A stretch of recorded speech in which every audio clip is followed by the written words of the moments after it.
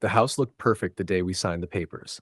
Tree-lined street, quiet sidewalks, freshly painted mailboxes. The realtor called it one of the most stable communities in the county. The HOA rules were clear in the small binder we received before closing. Lawn height limits, parking guidelines, trash pickup times. Everything seemed fair. Closing went smoothly. Keys were handed over. Our first night felt peaceful. 3 days later, a letter appeared in our mailbox. Official HOA stationery, signed by Karen, the president. It claimed our driveway did not meet updated community surface appearance standards. We read it 3 times. Updated? The driveway was identical to how we had toured it, no changes. The rulebook had nothing about driveway appearance standards. At the next HOA meeting, Karen arrived with a thick binder and spoke confidently. She casually mentioned new aesthetic enforcement guidelines to preserve property value. When asked when the changes were approved, she only said the board had authority to clarify rules. No dates, no votes. Just a quiet statement meant to end further questions.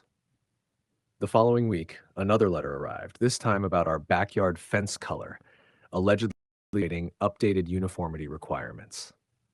The fence had existed long before we moved in and passed inspection at closing, yet fines were threatened if we didn't comply. That's when it became clear. The rules we carefully reviewed before buying were no longer the rules being enforced. The goalposts had shifted, and the changes appeared only after our purchase. At first, we assumed the situation could be solved with a simple conversation. Mistakes happen. Paperwork gets outdated. Maybe Karen had confused our house with another one.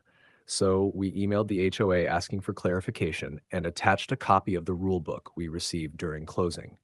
We highlighted the sections covering driveway standards and fencing.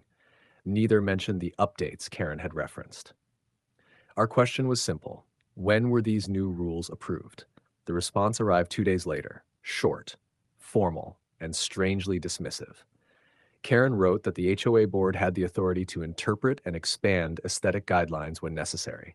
There was no date of approval, no meeting minutes, no record of a resident vote. Just a vague explanation followed by a reminder that failure to comply could result in escalating fines. It felt less like an answer and more like a warning. To avoid conflict, we decided to comply anyway. The driveway was professionally pressure washed and sealed. The fence was repainted with the exact color Karen had suggested. It cost more than expected, but we assumed once everything matched the standards, the issue would finally end. Then another violation letter arrived. This time it cited our landscaping. The bushes near the porch supposedly violated the community's visual symmetry guidelines. That phrase wasn't in our rulebook either. Yet, the letter warned that continued non-compliance could trigger daily fines. Standing in the yard reading that notice, the pattern became clear. Every time we fixed one problem, another rule appeared, always new, never documented, and always signed by Karen. By the third violation letter, it no longer felt like a misunderstanding. It felt intentional. The rules seemed to shift every time we complied, and Karen's notices grew more confident with each one. Instead of rushing to fix the next issue, we slowed down and began documenting everything. Every email, every letter, every photo of the property before and after we made a change. One evening, we spread the original HOA documents across our dining table and compared them to the citations Karen had issued. Page by page, something strange became obvious. Many of the phrases in her notices, visual symmetry guidelines, aesthetic adjustment standards, and updated driveway maintenance rules, didn't appear anywhere in the official handbook. That discovery raised a bigger question. If those rules weren't written anywhere, where were they coming from? The next morning, we requested copies of the HOA meeting minutes from the past year. Karen responded that those records were not necessary for routine enforcement matters. That answer alone raised our suspicions. So we quietly spoke to 2 neighbors we had met after moving in. We asked if they had received similar violation letters. One of them laughed nervously and said, no. Their driveway had visible stains that had been there for months, yet no notice had ever arrived. That conversation changed everything, because it meant the rules weren't just changing.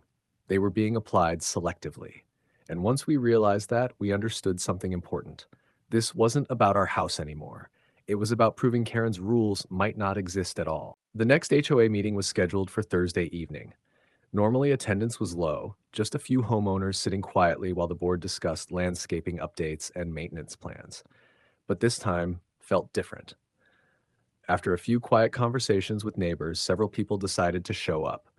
We arrived early with a folder. Inside were printed copies of the original HOA handbook, Karen's violation letters, and the list of rules she had cited that didn't actually exist in the official documents. We weren't there to argue. We only wanted to ask one simple question: where were these rules written?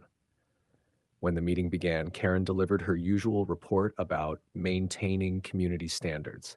Then the floor opened for questions. I stood up, calmly holding one of the violation letters. "Can you show us where this rule appears in the HOA handbook?" The room went quiet. Karen flipped through her binder, her expression tightening. She mentioned updated interpretation guidelines, but when asked which meeting approved them, she couldn't provide a date. That's when we placed our documents on the table, highlighted sections of the handbook showing the rules as they actually existed. One board member leaned forward and began reading. Another neighbor spoke up, saying they had never received notices for the same issue. Within minutes, the conversation shifted. This wasn't about landscaping anymore.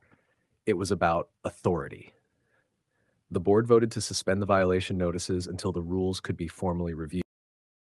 The first time since we moved in, the rules stopped changing, and the neighborhood realized something important. Rules only work when everyone agrees to them, not when one person rewrites them. Have you ever seen someone quietly change the rules after the fact? Share your story in the comments, and don't forget to like, subscribe, and share.